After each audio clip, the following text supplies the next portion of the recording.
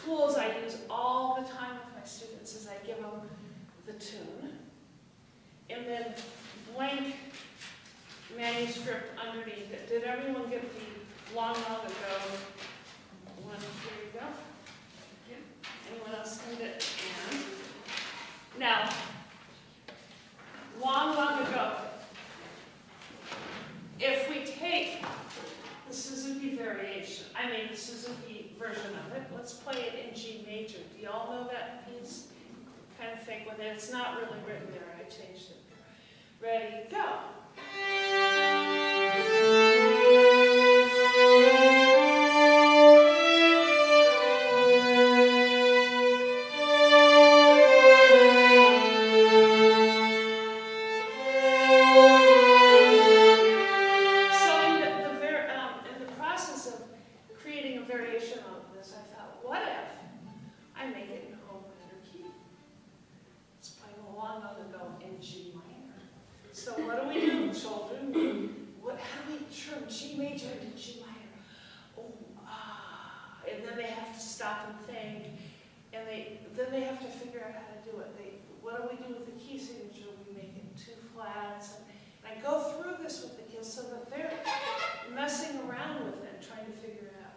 Subtly more interested in keys.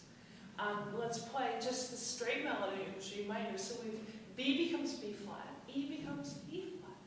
Go.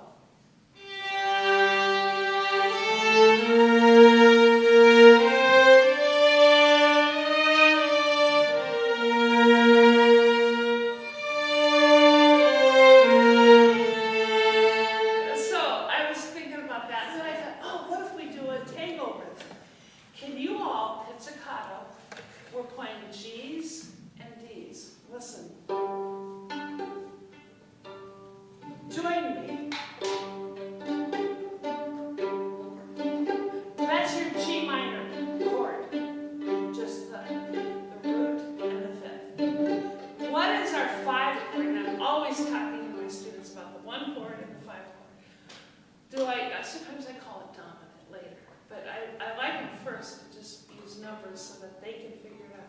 If 1 is G, what is 5?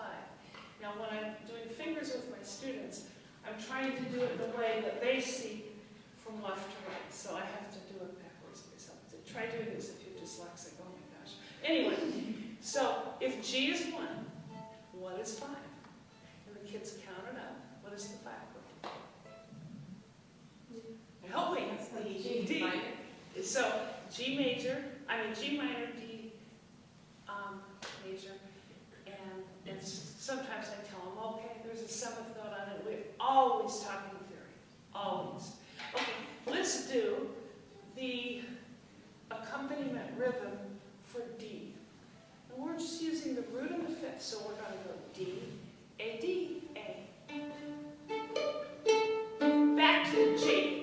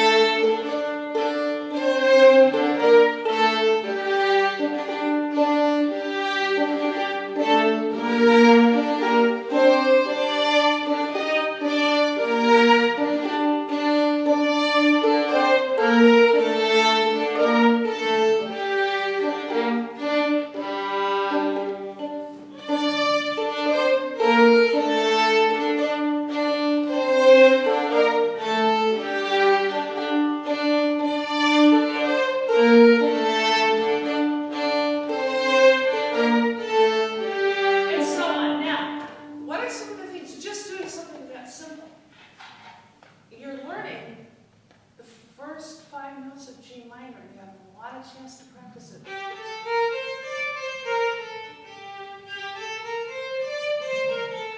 Once in a while, an E flat. So it helps their hamstring. And it's always good. You know, we all know when we do a major third on violin or viola or cello, it's like a huge deal. If kids are playing something that they can really relate to, they're going to hear better. You know, you've heard all the blah, blah, blah talk about left hemisphere, right hemisphere. The right hemisphere is where we experience intonation. And when we are being creative in any way, we suddenly hear intonation much more than if we're just dutifully playing an assignment. And it will amazingly fix your students' intonation, this kind of experimentation. They're learning the guts of the G minor scale. What is the real big difference between G major and G minor? It's the third. It's always the third.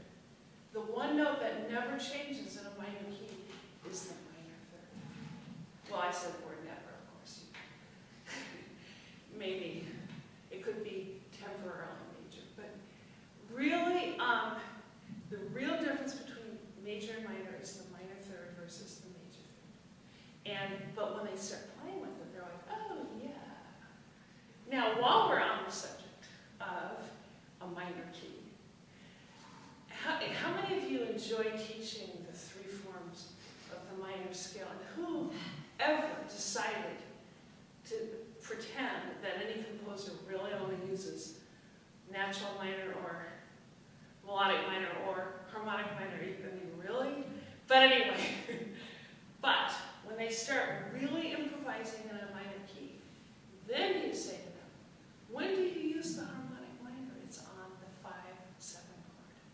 And if the 5/7 chord, wait, what is the 5/7 chord again in G minor? D. And then we put the C natural on it. So can we play a D7 arpeggio?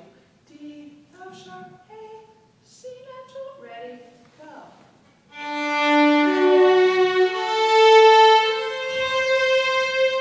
So if I'm playing,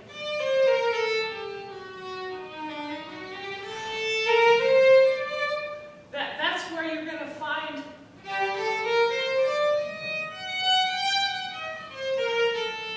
now, can you guys accompany me on the D7?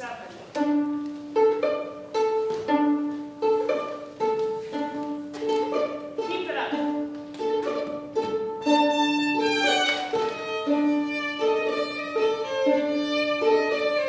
G.